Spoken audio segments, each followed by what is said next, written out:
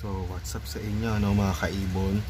So, di bali, ang date ngayon ay September 4, 2024. So, di bali na ang nakikita nyo na ngayon yan ay back-to-back Green Opa na RF line bigay ni Boss Romnick.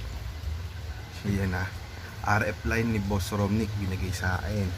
So, di bali, kasi ito pa yung mga binigay. So, di bali, ito na tawag dito na split dan okay, kasi yung isa is Bluetooth na raw. So di bali papakita ko pa sa inyo yung ibang binigay sa akin. So di bali ang nakasalang ko ngayon ay puro yung mga binigay na sa akin, hindi ko sila ibebenta. So di bali aalagaan ko sila, ibibreed ko sila. Ito is bata pa to, ibibreed ko sila kahit alam ko matatagalan pa, ibibreed ko to para na rin kahit papano is maabawi man lang ako dun sa mga nagbigay sa akin.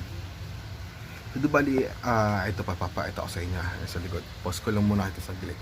Yan, makikita nyo na yan is yung isa dyan is dilute bigay ni Boss Arcon. Yung dilute na yan, opaline. Tapos ang tinerno ko siya na pale follow opaline. So bali bigay lang din yan, ha, bigay. Tapos ito ay kapatid nung pale follow na sa kabilang kulungan. So bali tinerno ko siya ng na pale follow, split dilute, split opa fcac. So bali bigay yan, yung pale follow na yan is bigay ni Boss Romnick. Yan, pale follow na yan, bigay si Romnick yan. So bali 5 yung binigay sa akin. So bali update ko na rin kayo, no. Sila na yung mga bagong nakasala ngayon. Yan, binigay sa akin, hindi ko sila ibebenta. Tapos ang next box ko is ganyan, guys, ganyan. Yan, gato. Yan. So bali papakita ko rin sa inyo yung next box nung nasa kabila. Guys, balik tayo sa may na RF line ni Boss Romnick. So bali kung makikita nyo sila sa person is ubod ng ganda, guys. So, ubod ng ganda. Tsaka to, ubod ng ganda yung mga binibigay sa akin. Quality lahat, guys. Quality, mga kaibon. Quality. Next box. So bali is kailan ko ba sila sinalang kahapon, September 3, ko sila talaga totally inayos talaga, kaya wala akong upload eh. Yan. Totally yan, naayos ko na lahat sila. So bali ito ay hindi yung perch nila, ang ginanyan ko lang kasi kapag nagkaroon ako nagkaroon ng bird show yung isang group is isasali ko tong mga to, sasali ko. So bali itong moong blue to is ayon sa buntot ay mukhang ano hen. Yung blue to mukhang hen.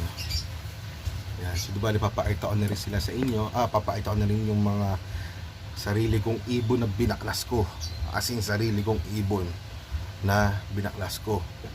So bali yung isa doon is yung isa doon ay bigay pa ni Boss Arcon. So bali papakita ko na sa inyo, nandun muna sa labas kasi 4 na breeder lang yung kaya kong alagaan, guys.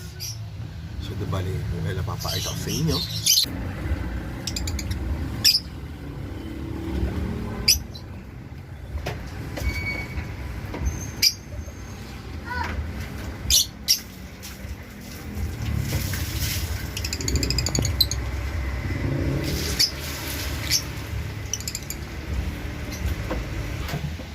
So yun, guys, no. So bali 4 na breeder lang yung sinalo ko.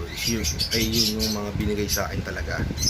So bali sabi ko na maraming salamat sa mga nagbigay, sa mga nag-chat sa akin na katulad ni Boss Romnick,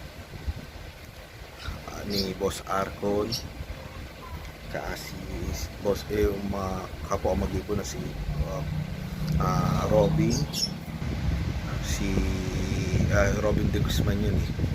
So di bali si Sir Ben Season, Michael Tingol, mga tumulong yan. So di bali tumulong, minsan nag-a-advise pa yan, mga yan kung dapat kong gawin sa ibon.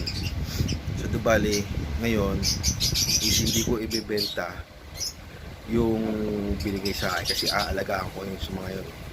So di bali ang promise ko sa kanila is aalagaan ko, magbigay gift back ako sa kanila kapag talagang napag-produce na ako ng sarili ng mga anak ng mga binigay nila sa akin. So di bali maraming salamat sa inyo, no. Maraming salamat.